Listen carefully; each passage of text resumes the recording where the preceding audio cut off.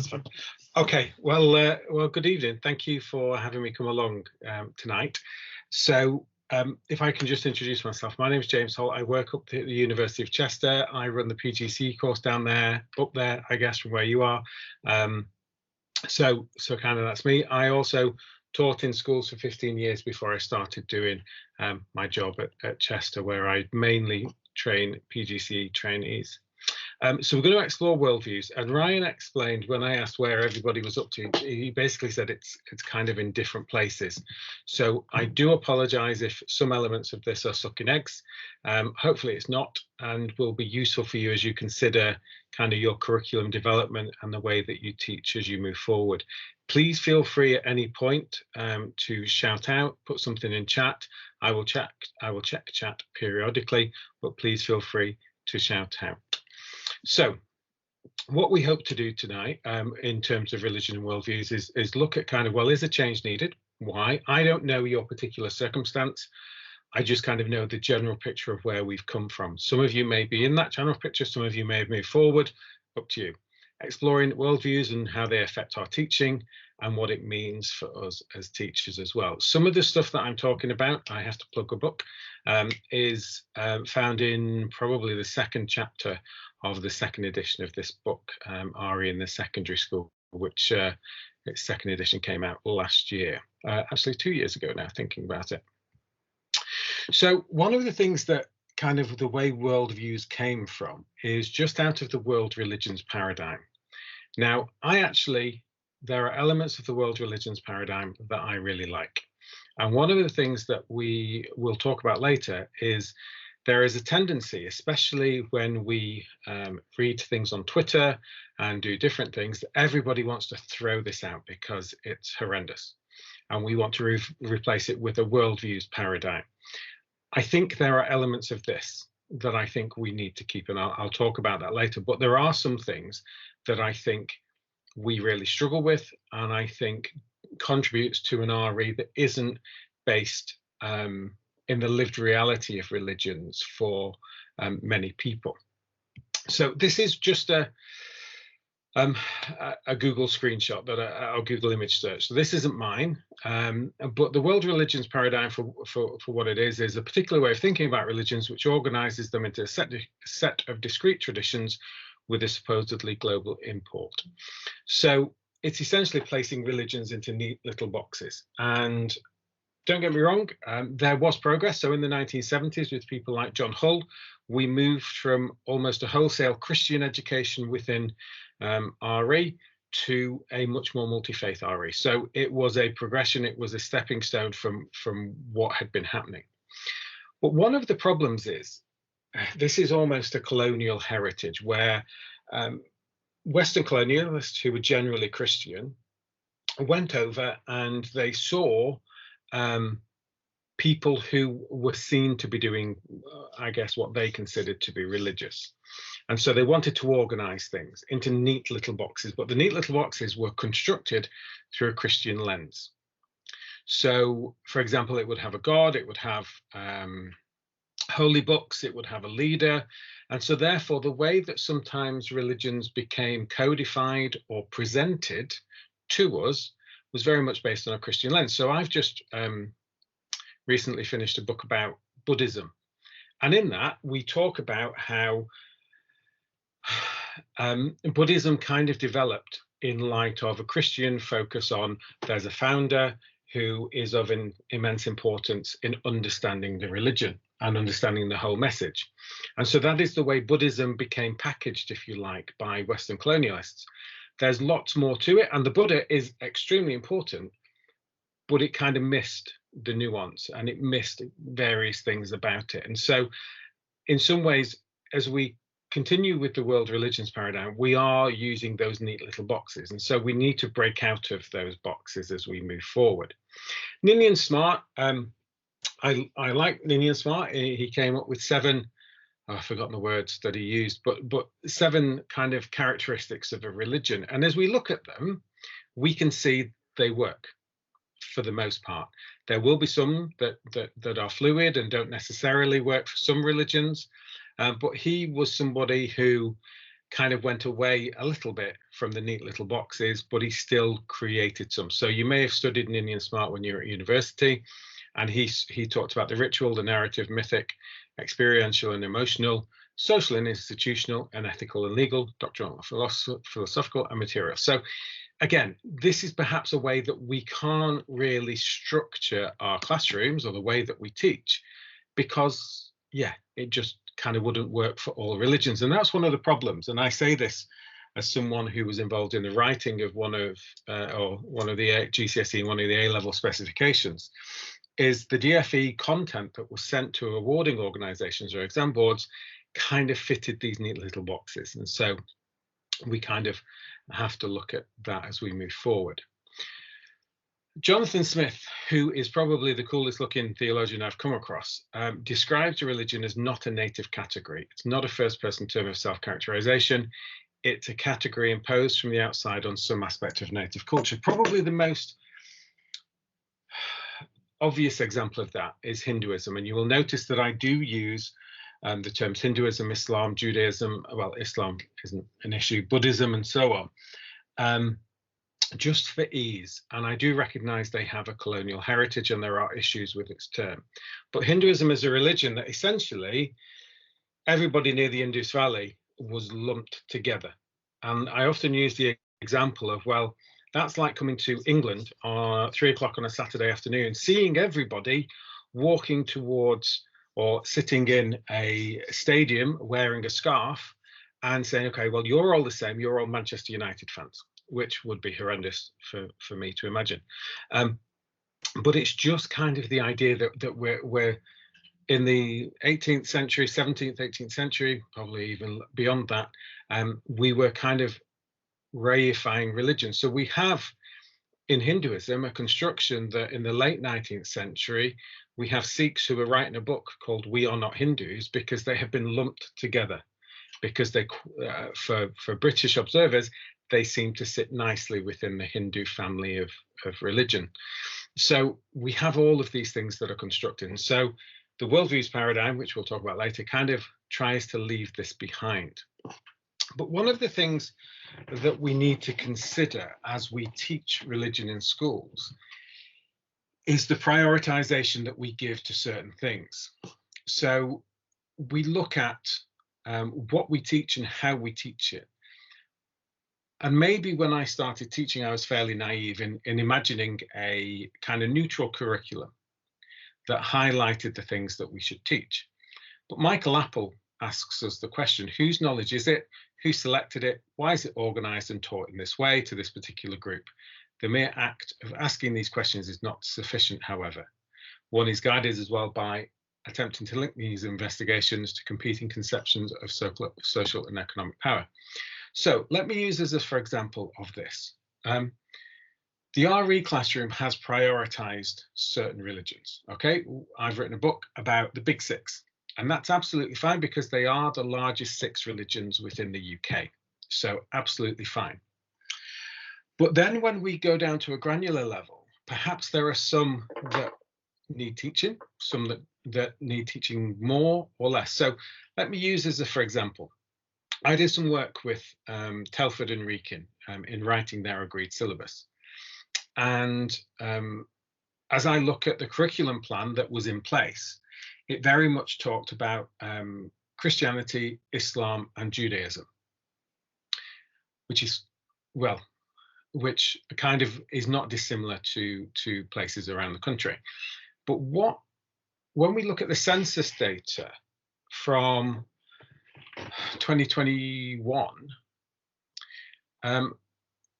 the priority of religion in terms of numbers of self-identification, we have Christian, then there's non-religious, then there's Islam, then there's Sikh, and then Judaism has about 27 in total.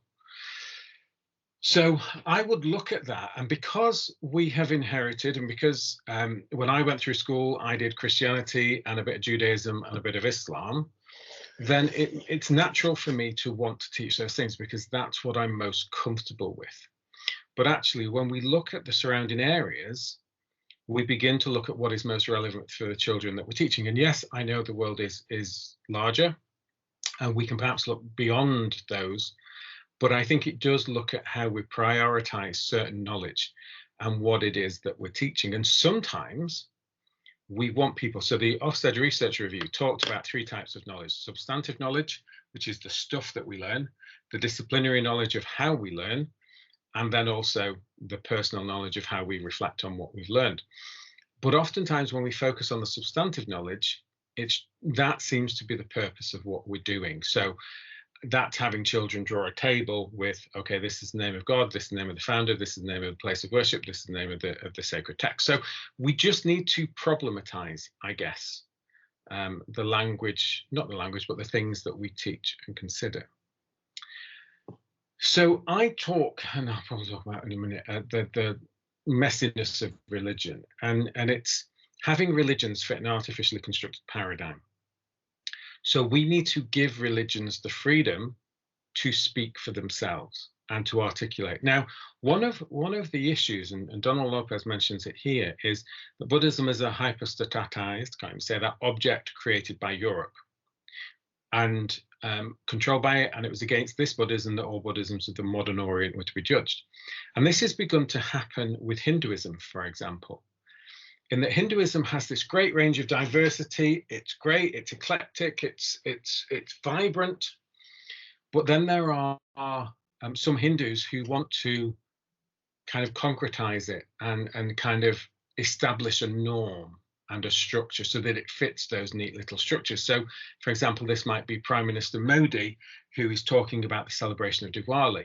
Now, there's many reasons why different Hindus celebrate Diwali, but he, in his writings and his speeches, has kind of talked about this becoming a celebration of Rama and Sita. Now, obviously, that is what the majority of Buddhist, not Buddhist, Hindus do. But it perhaps takes away that vibrancy that is there. And I think we perhaps need to consider, rather than solidifying boundaries and structures more, that we need to recognize the fluidity of all religions, not just Hinduism, but all religions as we move forward. And part of that is to do with what we understand by the term religion. Now, there's a book on the right, as you can see, by a man called Brent Nongbury. And what he talks about is the development of the term, or the development of the concept. And we might think, because we read about religion all the way through history, that religion has always been around. And things that we would consider to be religious, yes, absolutely have. But the way that sometimes we divorce them from certain elements, so there's a work James, there's a home James, and there's a religious James. That's kind of how we structure it. So you can almost pluck out the things of my life that are religious. But actually, in reality, most people would say, well, no, my religion is kind of an inherent part of who I am everywhere. And this would be the way that it does. And sometimes when we look at the way that things have been translated, so for example, one of the most obvious examples is the translation of Dharma, which has been translated as religion, can also mean duty, that which is integral to something, really. So what the natural order of who you are and what you do. So translating that as religion means that it loses some of that. And one of the translations in Arabic of Ummah, we know that's the worldwide community. And so to translate that is kind of using that term. So it's a bit of an odd word, but it just helps us understand that the way that we understand religion today may not have been the way that it has been understood throughout history. And a couple of the examples, I don't think it's this one, it's this one. The words such as Buddhism, 1801, that's when it was first used. Hinduism, actually it was earlier than 1829, it was late 18th century. Taoism, 1838, Confucianism, 1862. So we have religions that are being used, or structures that are being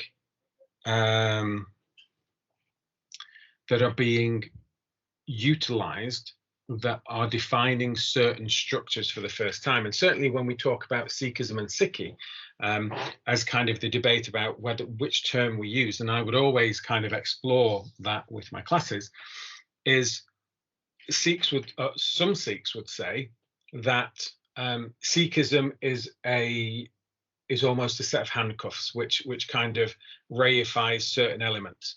But actually, Sikhi is vibrant and alive. And so we just need to be aware of that, really, that sometimes when we've looked at the world religions paradigm, we have inherited this. I think the next picture is a monolith. It's not.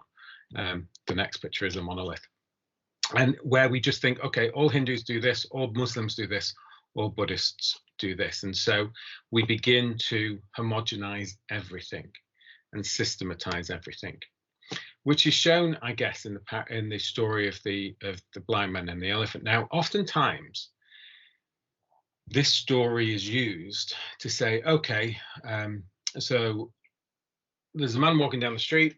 It's a Jain story. It talks about Kavala Janana, but it's a Jain story that says, okay, there's a man walking down the street. He finds 6 people arguing.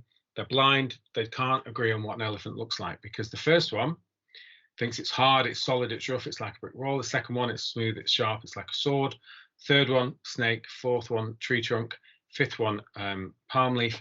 And sixth one, rope. So we look at this, and one of the interpretations is, well, that's religion. And number 1 is Buddhism, number 2 is Christianity, number 3 is Hinduism. I'm doing it alphabetically. I don't agree with that. I think religions are all different. They might be trying to answer the same questions, but they're all very different. So I see this elephant as Hinduism or Buddhism or Christianity. And when we teach, for example, the Christianity, we teach the fuzzy outline, but there are elements that we will miss. So, for example, most Christians believe in the Trinity. So I would say that's the elephant without the tail.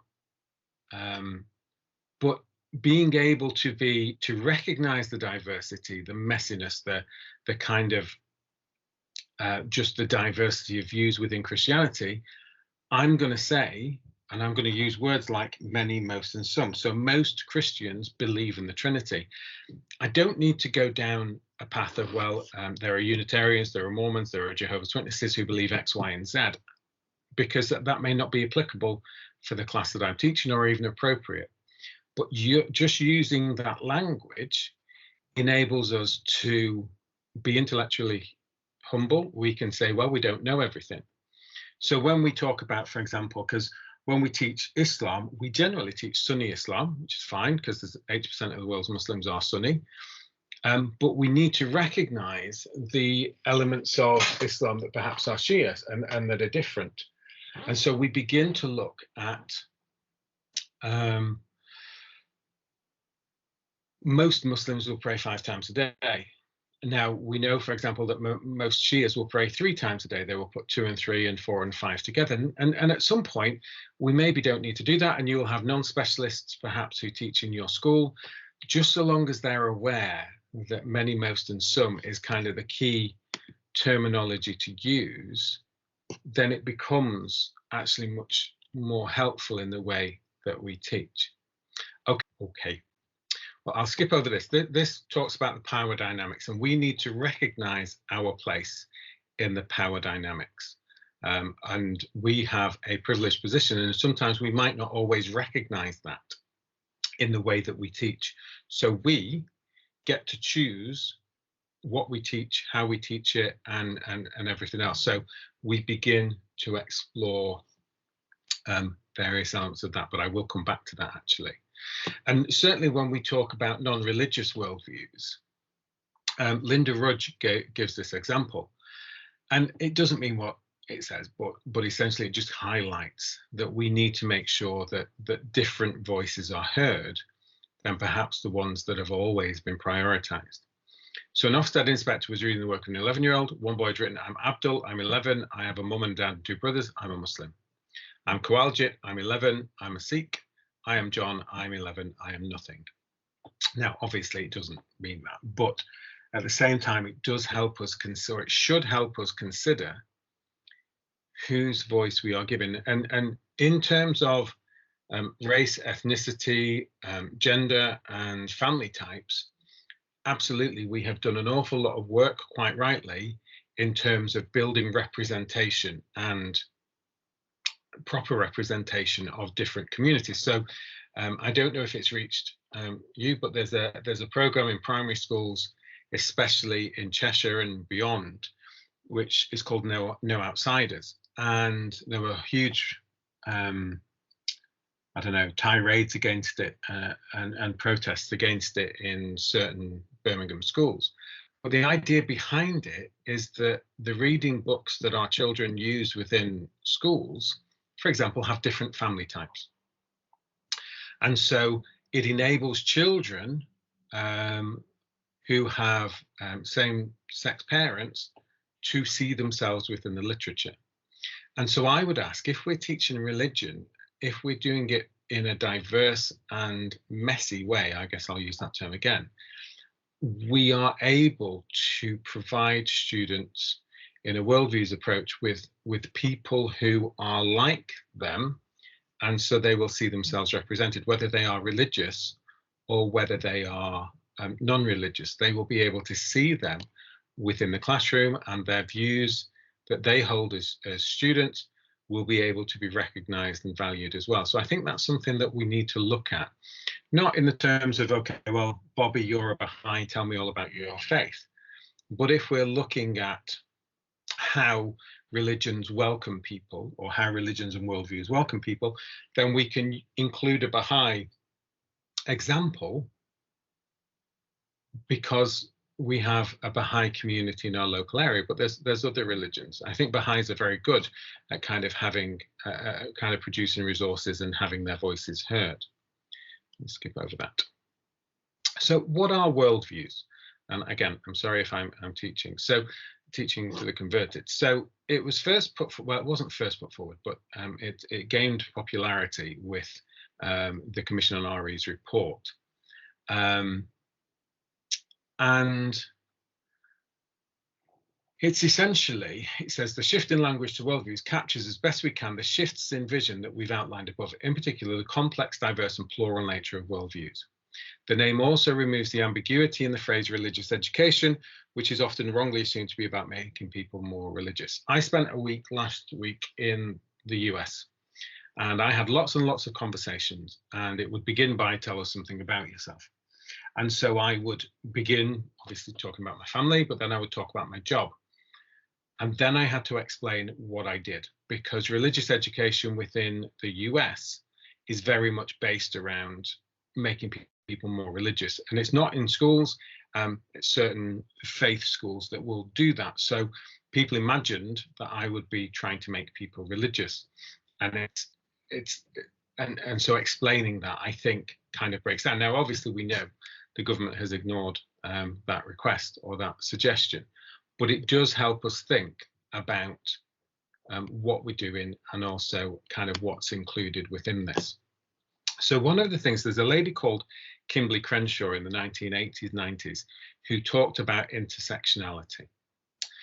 And this is the idea that our religion, or our world, let's say our worldview, is determined by a whole number of factors. And so when she was talking about intersectionality, she wasn't talking about religion, but she was talking about feminism.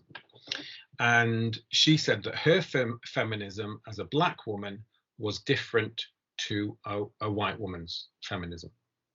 It will share certain things, but their outlook, the things that they're most focused on, is shaped by culture, by background, by ethnicity, and all of those things. So I use Pink Floyd's Dark Side of the Moon, because essentially the suggestion is, okay, people can receive the same message. So this is kind of the same message within religion or worldview. So they might be a humanist, they might be a Buddhist, but the culture and the context of that person creates the rainbow, the prism thing, the refracted light, in a different way, and it does it differently for everybody. And in a good RE teacher's mode, we'll use an episode of The Simpsons to kind of show this, which is the idea that in this episode, there's a gas leak, and people in Praiseland, which is a fun park, yeah, I'll go with that, a fun park with your religious rides and things, they have visions of heaven. So Disco Stu has a vision of kind of the Saturday Night Fever disco. Comic book guy has a vision of the Starship Enterprise. So there's different things that take place. So they're all receiving kind of the same thing, but it's being projected in a different way. So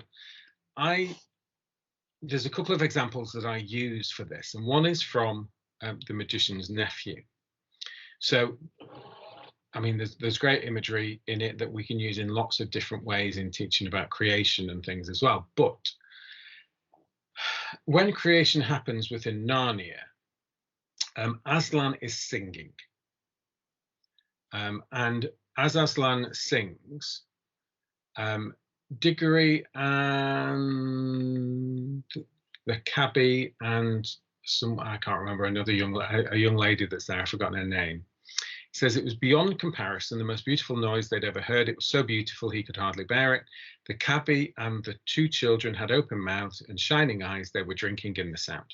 Okay, so they were experiencing the song in a particular way. They also heard the voices of the animals who were speaking.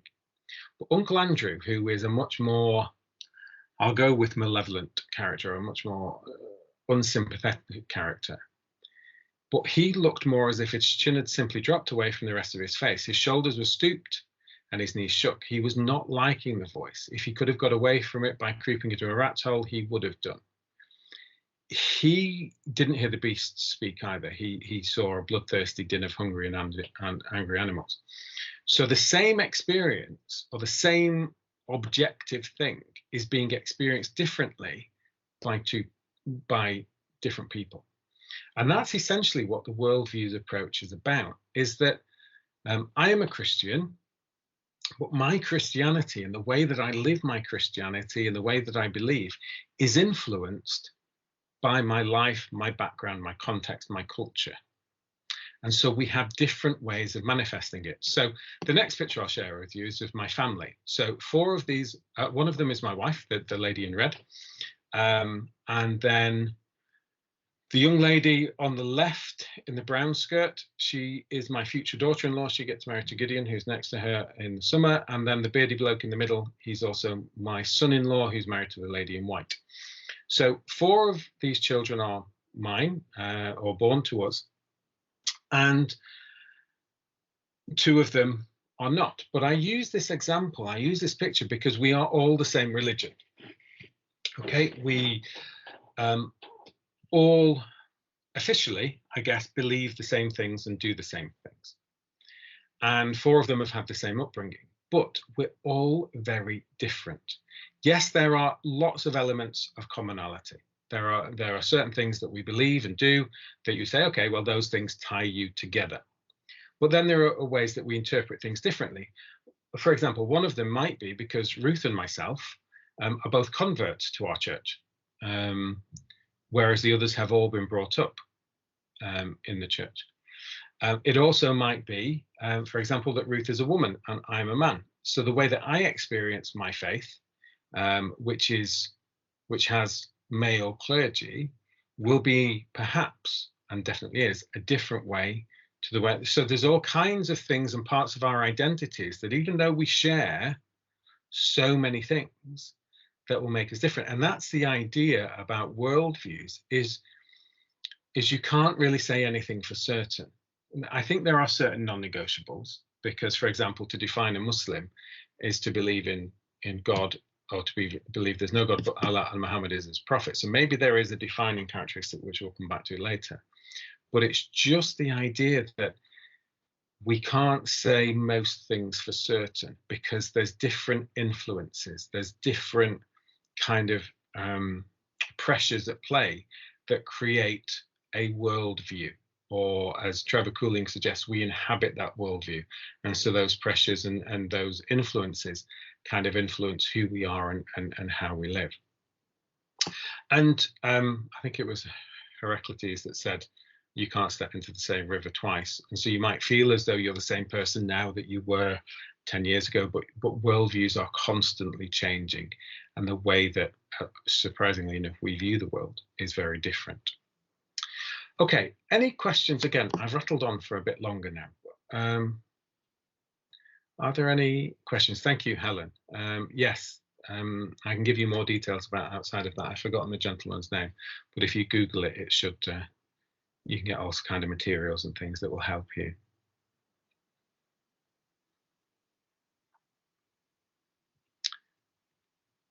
Okay, I'll crack on. So Ruth Flanagan, she talks about 5 things that constitute a worldview. And one of them is just the idea that it's unconscious. We may not know. So James Sire talks about this. It's a set of presuppositions which we hold about the basic makeup of our world. And so sometimes we will hold those consciously. So I'm very conscious of my religious worldview.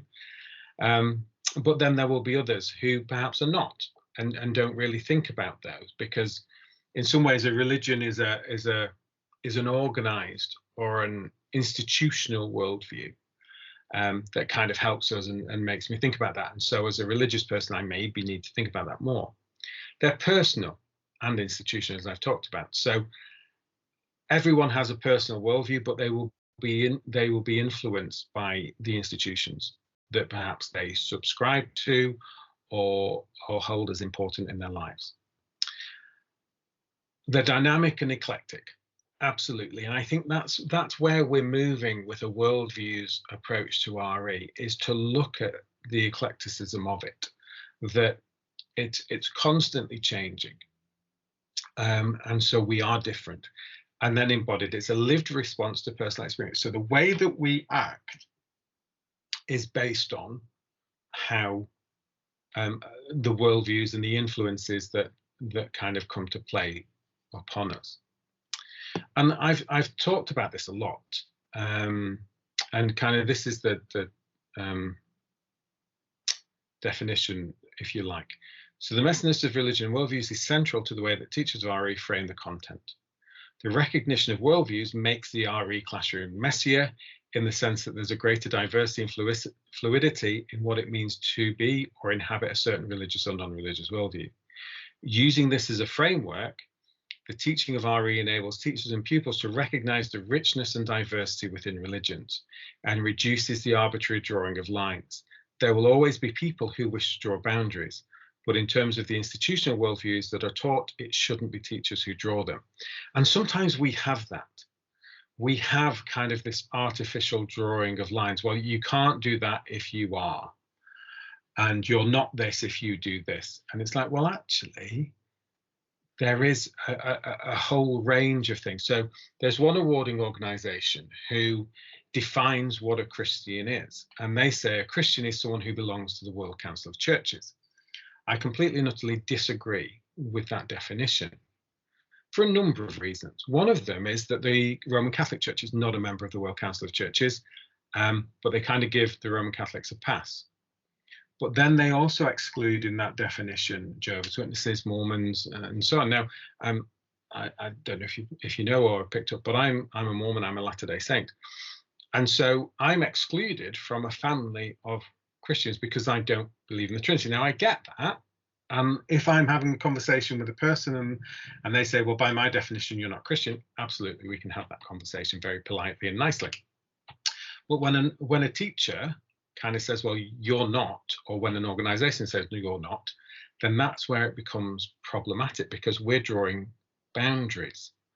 And so there's a question, for example, with Ahmadiyya Muslims or Shia Muslims and different types of Buddhists or Jews, and it becomes really messy, or actually controversial, really, I think is a better word, because we're making a decision about who is and who isn't. And actually, when someone claims to be, or someone feels that they belong, we can perhaps have that discussion and say, well, why might some people consider them not to be? Absolutely have that discussion.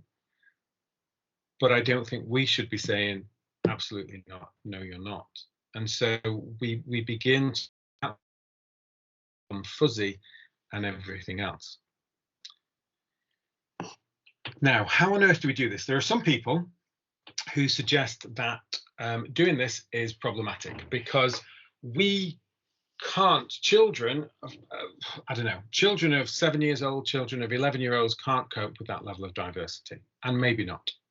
And maybe it's when they get older that we begin to look at the various different expressions and how that works.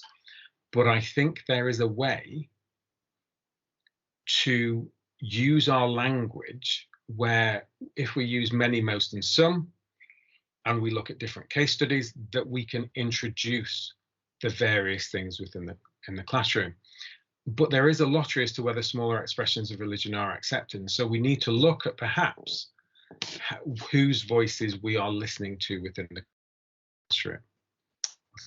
So let me use as a, for example, let me just put my words on. When we teach Sikhism, or when we teach Sikhi, we will teach a particular view. And one of the most central things that I think is taught within schools is the 5Ks. So the 5Ks are worn or observed by Amritdhari Sikhs, or Khalsa Sikhs, Sikhs who belong to the Khalsa. There will be some who, I have a friend who wears the 5Ks, but he wears it in preparation for when he takes upon him those commitments of an Amritdhari Sikh or go through the Amrit ceremony. But that aside, if we look at the British Sikh report from 2022, 11% of respondents said then they are Amritdhari, 86% said they're not, and 3% preferred not to say. If we go back to the Sikh report of 2020, 27% wear turbans, 82% wear a kara, the bangle, and 84% recite prayers.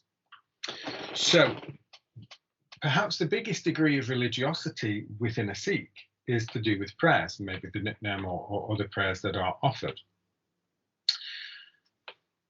But if I was to speak to the children I used to teach, I'm using myself as an example, I'm not talking about anybody else's classroom practice. But if I went into the classroom and I talked to the children that I taught, they would probably think that most Sikhs, if not all, wear a turban, are Amritdhari, and have been through that ceremony. When actually the reality, and this is where the social science lens, the disciplinary knowledge might help, this is where we look at it and we think, well, actually, there's a huge diversity. So that when we see, and there was a few months ago, the first Sikh linesman in a Premier League football game was a Sikh, but he had hair like mine, a bit more facial hair, but hair like mine. It's like, well, how's he a Sikh if he is dressed like that? That doesn't seem to work. Well, actually, there's different ways of expressing Sikhism and a belief in that. So this is where the messiness and everything else kind of is helpful, because it doesn't make us judge. And sometimes when we, as people outsiders, perhaps we can judge someone and say, well, I'll use this phrase guardedly, they're not a proper Sikh because they're not doing this. Well, actually, that's just nonsense. Or they're not a proper Muslim because they're not doing this. So using that diversity and using kind of sociology, a sociological approach here is actually really helpful, because we recognize the diversity and kind of the messiness. Now, we might not have access to that data, but we can look at sometimes the way that we represent different religions. This one is actually one of the most challenging for me. I'm writing a book about Judaism at the moment, and Matt Green, I wouldn't suggest you use all of this book. There are some dodgy bits in this book, but he talks about Judaism, and he says, our most sacred text, this is towards the bottom, isn't the Torah, the purported word of Hashem, but the Talmud, a multi-volume companion text that interprets, expands, and comments. Essentially, the Talmud is marginalia, a conversation, a beneath the line comment section. What Judaism essentially amounts to is a 4,000-year argument. I am not Jewish. I can't say, do you know what, Matt Green is wrong. The Torah, obviously, the Torah or the Tanakh is the most sacred text, and the Talmud perhaps might be the most used text in interpreting and understanding how to live a life today. But I have to look at that quote, I have to look at that passage and think, that challenges the way I understand Judaism. It also challenges the way I teach Judaism. So again, it's listening. So one of the approaches suggested by Bob Jackson at Warwick, is the ethnographic approach, which is using the authentic voices of individuals to help us understand. And that creates this whole diversity of approach. Now, this would affect the way that we teach Buddhism. So the way that we teach Buddhism, so I mentioned before that when we teach Islam, we teach Sunni Islam because it's the largest. Well, we actually teach the small. So if we accept the Theravada and Mahayana split, and I know there's lots of diversity within those, Theravada is the smaller tradition, but we generally teach Theravada. Why? Well, that's all linked to colonial history and everything else, because it was the first one that the British encountered, and it's the way that it's been structured. But the Four Noble Truths, the idea that people are seeking for enlightenment or awakening, absolutely, all Buddhists will subscribe to that. But that's sometimes where we stop. But at the end of this, it says this is true, but should be appended with an and, so that the range of interpretations based on interpretive lenses should be addressed. So if I look at it through a Mahayana lens, actually, the greater goal is the bodhisattva path rather than total enlightenment for the self or the individual. Sorry, not the self, that's a really bad phrase. For the individual.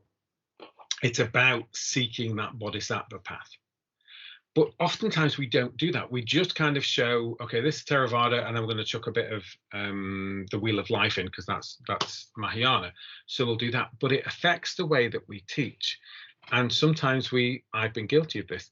We teach Buddhism in the way that has been shown to us and that we've received it and that we've been taught it, but we kind of maybe need to recognize diversity and without plugging too many books. So I published a book on Sikhism and Buddhism. There's one coming out soon on Hinduism. And the main purpose of those is to recognize the diversity within it so that we can understand kind of the worldviews approach that we might adopt. Okay, and an example of this is in David McMahon's book, where he talks about 4 different, very different people in the way that they express their Buddhism. And so using those 4 individuals helps us understand, or helps children understand, the diverse range of people that we will find within Buddhism. And when I talk about expanding our boundaries and doing stuff beyond the big 6 religions, yes, I'm talking about institutional ones, so new ones like Jainism, not new ones, but things like Jainism and Rastafari. But I'm also talking about things like, I've included my own church, but these are the ones I talk about within the book.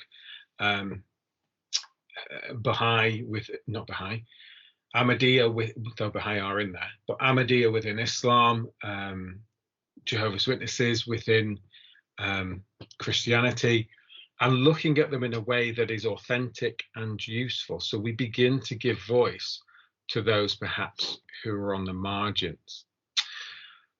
So are we there yet? Have we got where we need to be in terms of worldviews? Well, it depends on our perspective. There are some people who don't see a problem. So I use this example because I'm blind in my left eye. I can't see a thing out of it. I can't see my hand at the moment. Can't see light, can't see anything. So when I was young, Jaws 3D came out, and I watched it, and it was just a blue, it sounds terrible, a blue movie. And my brother, who was watching it through the red and the blue lenses, said, I don't see your issue. It's working, it's really good. Jaws is popping out the screen, whatever else happens. I can't see 3D, whether I have colored lenses or whether I have the new lenses. The problem was he was somebody who didn't see the problem. And sometimes that's us. So I've had conversations with some important people in the RE world who say, James, you're just banging on about this and there isn't a problem. We are covering as much as we can cover. And absolutely, I recognize the problem of curriculum space. But I think we can do better in building in the worldviews approach to RE, that we are recognizing the diversity, that we are giving perhaps smaller voices some attention, and not just because we think, okay, they've got, I'll use a really bad phrase now, the sexy bits. So for example, when we teach about Rastafari, we just do about the weed and the reggae music, or when we talk about Mormonism, we just talk about polygamy. Those are not the bits that I think that religious people would focus on. So for example, when we look at Rastafari, the idea of a religion that does not meet the needs of a whole race of people, and then the development of that religion or the Ital lifestyle or whatever else, um, are things that we can look at in much greater depth and will add contributions to the discussions that we're having. So this is where we kind of have this discussion about essentialism. And the Commission on RE, as you can see in the middle of this slide, said we need to move beyond an essentialized presentation of 6 major world faiths. I hate the word major because that suggests mine, but let's not go there. A presentation of 6 big world faiths, and towards a deeper understanding of the complex, diverse nature and plural nature, of worldviews at both institutional and personal levels. So some people have taken this to mean that we just have to chuck everything out. We chuck the baby out with the bathwater, and we can't, because religions and worldviews are so complex, we just can't teach anything about them because there's nothing concrete that we can say. But actually, I don't agree with that. I think there are things that we can do where there are essential aspects of the different faiths that we explore. So, of course, the person of Jesus, the life of Jesus, his sacrifice, that's central within Christianity, as is perhaps for most the Eucharist. Now, I know, for example, Quakers don't take the Eucharist and Salvation Army don't use that, and Jehovah's Witnesses use that once a year. But generally speaking, and that's where we can say most people do this, because we have to have something that we teach around. But we recognize that that is not the end product, that that's not the only thing that we have to say about that topic. So when we're talking about the Trinity within Christianity, we of course teach the Trinity, but we say that most Christians believe in this. Now, if we have time, we might go down different routes and look at what different people think. But just being able to recognize that, well, this is what most Christians. So although some people want to get rid of this essentialized presentation, and the Commission on RE suggested, I think that will almost water down RE so much that religion is unimportant in a discussion of worldviews. It's just one facet. But I think there is a way to keep those aspects of religion, but also build a worldviews approach around that. Okay, so what does that mean for us as teachers? Let me just stop sharing the screen for now. So what does that mean for us as teachers? Well, it makes us aware of the diversity and the complexity, problematizes some of the things that we teach, but it also kind of will hopefully help us recognize what's in the local area, within the community, or within the wider world, so that children and students can understand kind of that diverse way of being religious or holding a worldview or inhabiting a worldview.